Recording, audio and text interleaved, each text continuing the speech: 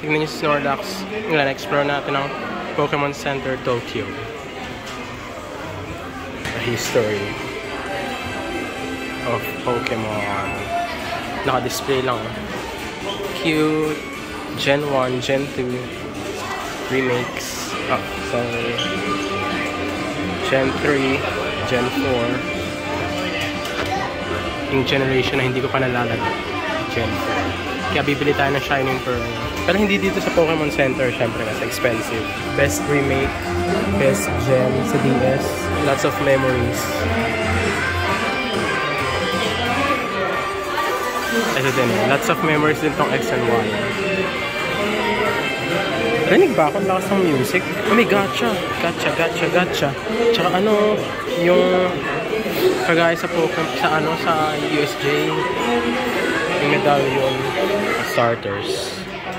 Sprigatito, Quaxly, Fuecoco. Cute yung trainers. Tara, pasok tayo. Ikoka. Mura lang kaya DLC dito. Bumili kaya dito ng DLC. Flush. Pecha Berry band. I think socks, wallets. May figures. Plushies na mga starters. How much? 2,200 yen. Almost 800 pesos. Cute. Yung mga gym leaders. Oh my god, si Grusha. 1,210 yen. Damn, Grusha. Si Larry, si Arben, si Penny. Puro merch ng Gen 9. Gen 9 merch. So, ng sticker, so para sa para sa ating luggage. Si Quaquaval. How much? 330 yen. Tara. Quaquaval o Quaxly? Mag-isa na lang si Quaquaval So, si Quaquaval na. Actually, mas mura tong trainer. Ang cute. Okay. Buy Quaquaval. Kunin natin to. Kaso yung kay Sprigatito ito. Pero sige, push natin yan. Ito na, may DLC nga sila dito. Is this a sign? Bili na ba tayo? Pokemon Concierge. Hindi ko pa yan napapanood sa Netflix. Pero yan, may merch na sila agad. Wow. Very hype siya dito. Yung laki ni Mr. Mime may mga stickers. Akala ko paubos na sila. Dami pa pala dito. Ito yung mga old gems. Ano to? Erasers, school supplies, school supplies, plushies sa loob, Pokeball, figures, nano blocks, tsaka kung anek-anek.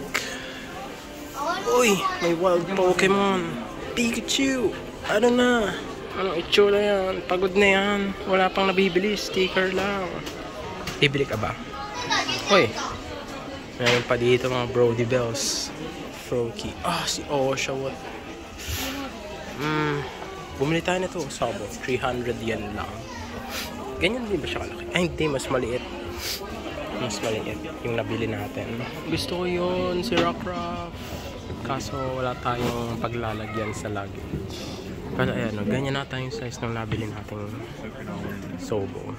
Mga nasa 1,500 yen. So nakalis tayo ng madami-dami. Chikorita, Suicune, Sinapachirisu. Kaso lang mga starters. Ay, si Oshawott. The best starter. Baka naman next time na lang. Next time, Oshawott. Ang cute nitong mga minifigures. The designs are distributed at random. So pag bumili ka niyan, may parang random set ka na makukuha. Ganyan, parang ganyan. Random lang siya. Cute nung kay Rowlet. Dami pa dito. Mga socks, random stuff, shirts, jackets, hoodies, pillows. Ito ang ganda. Bags. Aba. Nandito pa si Nemona. Galit kami niyan eh. Tinalo ko niyang rival kong yan eh sa stream. I guess ito lang ang ating mabibili. Pero sapat na to para sa suitcase. May Arven pala. Si Arven na lang ang kunin natin. Mas cute yun. Yun ang ating bebe boy. Since nandito na rin tayo, bili na tayo ng DLC. Kasi mas mura. DLC ng laro na hindi ko naman lalaruin. hindi ko naman lalaruin. Pero makakamura na tayo. Kaya tayong expansion pass nito na hindi naman natin lalaruin. Pokemon snacks. Ano yung lasa niya, no? Baka hype lang din. Tara na. Check out na tayo. Hindi tayo eligible sa tax fee. Pero okay lang yun. At least we got sticker and DLC. May bag. Tapos may free stickers pag bumili ka ng DLC. Cute. At pala hindi na tayo bumili na ito. Okay na. Kota na. May nabili na tayo. DLC and yung sticker ni Arven. May free pang sticker kanina nung pag bumili ka ng DLC, may kasama siyang sticker ng Scarlet and Violet, which is also cute. At least makakapunta na tayo ng Kitakami at saka Blueberry Academy. Pokemon Center Tokyo DX Pro Max. Uy, si Koraidon, Miraidon. Tsaka yung mga Pokemon ng Bye-bye, Pokemon Center. Kota na tayo. Bye-bye. Pwede na. Uwi na. Pahinga na. Kala po na pala tayo, Pokemon Center. Ay, hindi. Sa Shibuya pala yun. So, uwi na tayo. Busog na ako. Hindi ko kaya to, pag bored lang ako. Since Tokyo lang naman siya.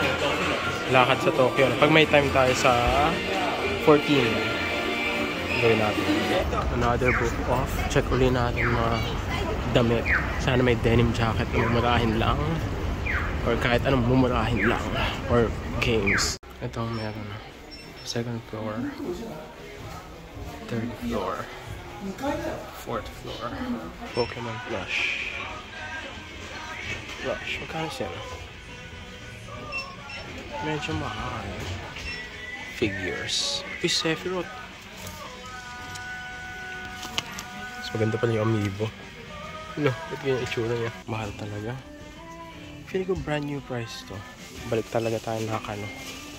Ito yung mga guidebooks. Wala bang Xenoblade? Oh my god, oh my god, oh my god.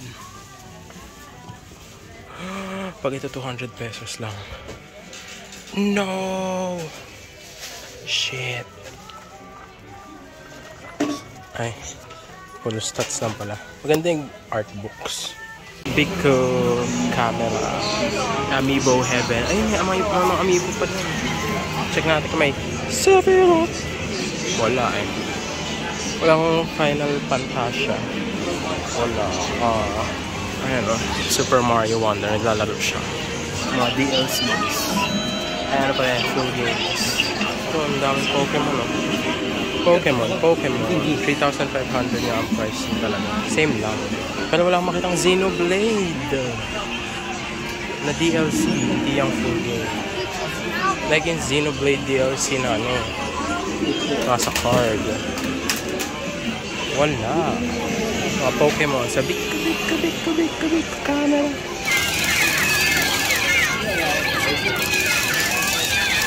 Parang nababalo na si Pikachu